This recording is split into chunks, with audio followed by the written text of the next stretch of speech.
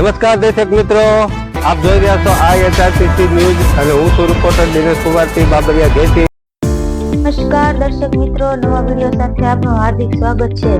શહેર પ્રમુખ કુમાર શાહ અને જિલ્લા પ્રમુખ દિગ્વિજયસિંહ ગોહિલે જવાબદારી સંભાળી હતી. ભાવનગરમાં આજે શહેર અને જિલ્લા ભાજપના નવનિયુક્ત પ્રમુખોનો પદગ્રહણ સમારોહ યોજાયો હતો. કેન્દ્રીય રાજ્યમંત્રી નીમુબેન બામણિયા વિશેષ ઉપસ્થિતિમાં આ કાર્યક્રમ સંપન્ન થયો હતો.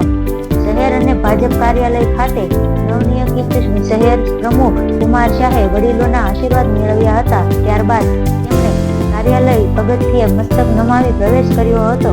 ઉપસ્થિત આગેવાનો અને કાર્યકરોએ ફૂલહાર અને પુષ્પગુચ્છથી તેમનું સ્વાગત કરવામાં આવ્યું હતું. રિપોર્ટર દિનેશ કુમાર બાબરિયા ઘેટી.